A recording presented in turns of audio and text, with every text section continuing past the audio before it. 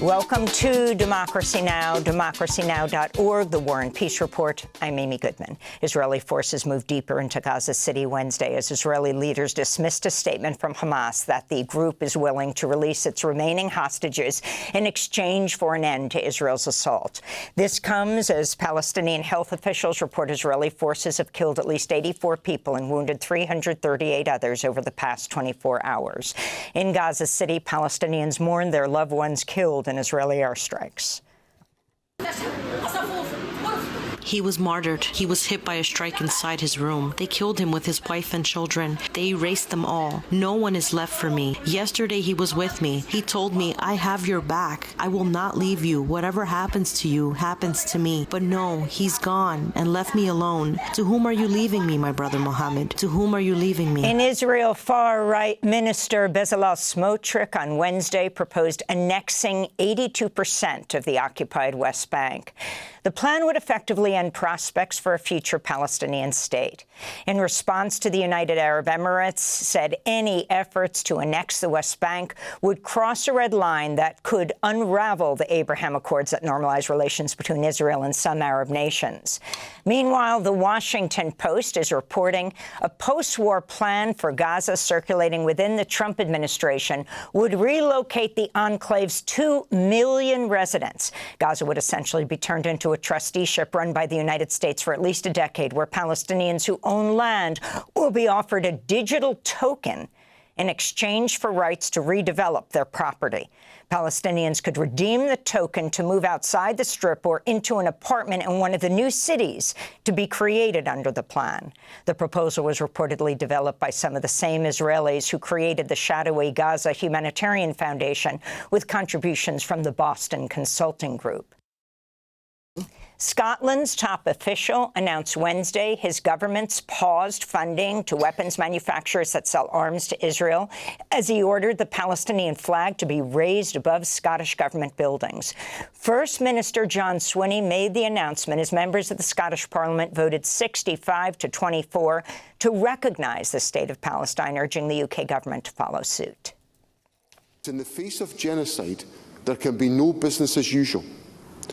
We will pause new awards of public money to arms companies whose products or services are provided to countries where there is plausible evidence of genocide being committed by that country.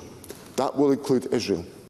On Capitol Hill, 2 U.S. military veterans were removed from a Senate hearing Wednesday after they accused committee members of complicity in genocide in Gaza.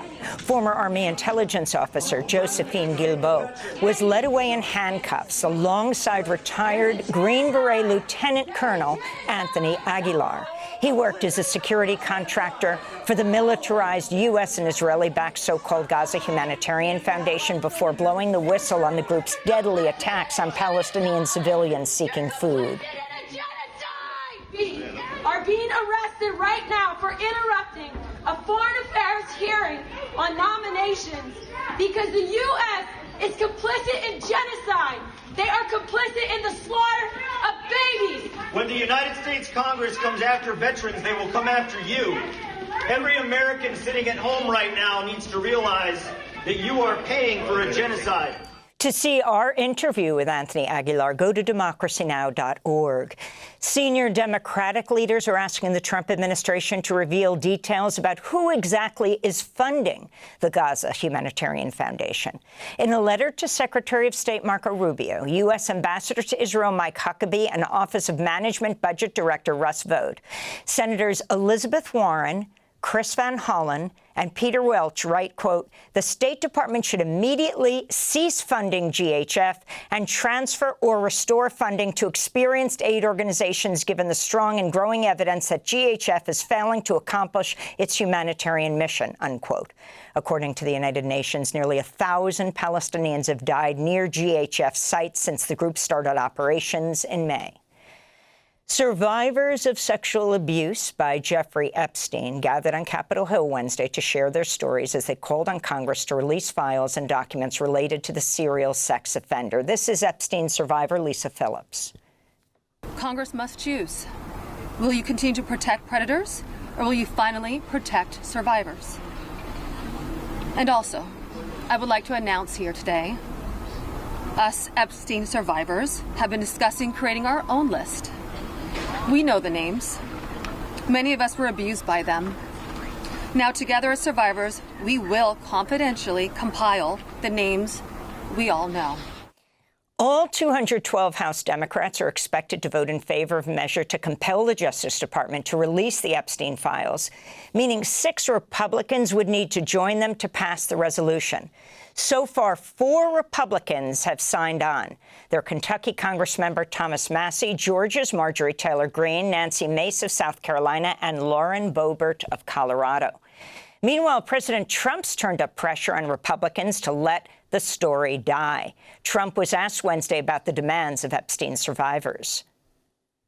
So this is a Democrat hoax that never ends. You know, it reminds me a little of the Kennedy situation. We gave him everything over and over again, more and more and more, and nobody's ever satisfied. From what I understand, I could check, but from what I understand, thousands of pages of documents have been given, but it's really a Democrat hoax.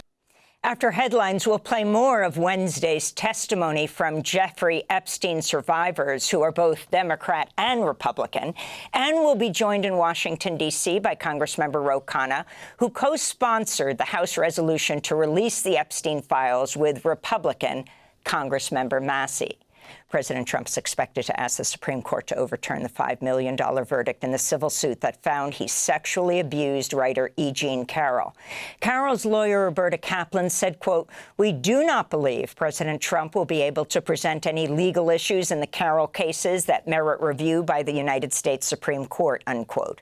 In 2023, Carroll testified Trump had violently attacked her in a dressing room at a department store in the mid-1990s. She also won $83.3 million in a defamation case against Trump after he called her a liar.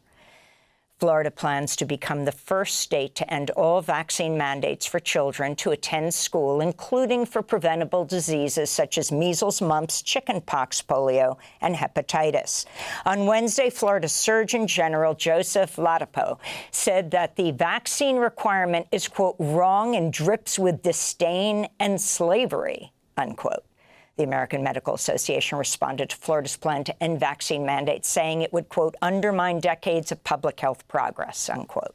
According to the World Health Organization, vaccines have saved the lives of 154 million people globally over the past half-century, many of them infants and children.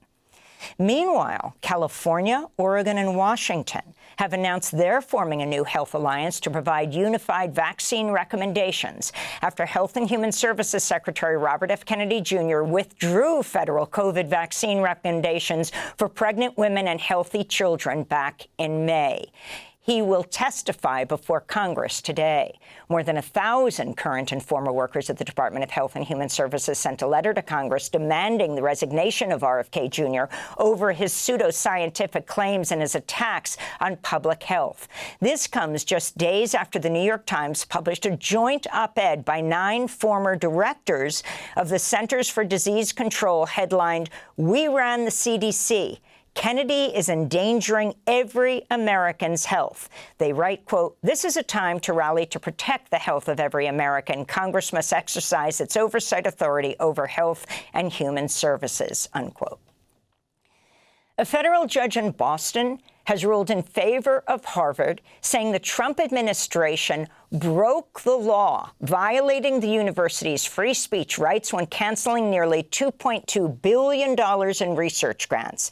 In her ruling, Judge Allison Burroughs wrote, quote, "A review of the administrative record makes it difficult to conclude anything other than the government used anti-Semitism as a smokescreen for a targeted, ideologically motivated assault on this country's premier universities," unquote. Harvard was the only university to sue the Trump administration after it targeted the school's research funding over claims of anti-Semitism. The Trump administration also tried to prevent Harvard from enrolling foreign students and threatened to revoke its tax-exempt status. The White House says it plans to appeal the decision. Secretary of State Marco Rubio is defending the Pentagon's decision to strike a boat in the Caribbean Sea, killing 11 people. Speaking to reporters Wednesday, Rubio said, quote, "Instead of interdicting it on the president's orders. "We blew it up, and it'll happen again," he said. The White House has failed to provide any evidence backing its claims the boat was carrying illegal drugs from Venezuela. Legal experts warn the strike may have violated international law and the U.S. Constitution, which grants Congress, rather than the president, the power to declare war.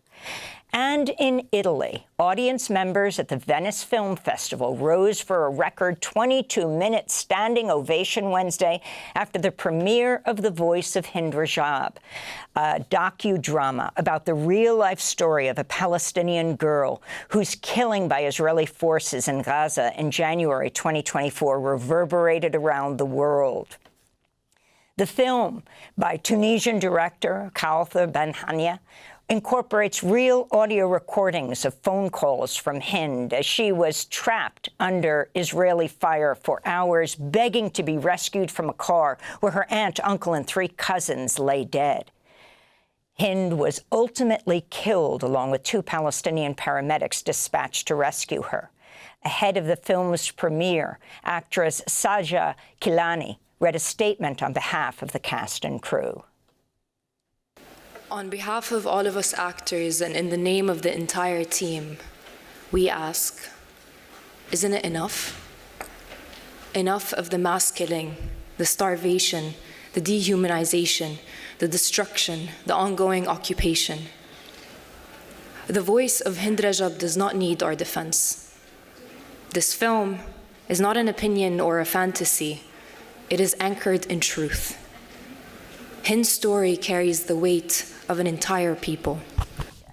And those are some of the headlines. This is Democracy Now!, democracynow.org, The War and Peace Report. I'm Amy Goodman.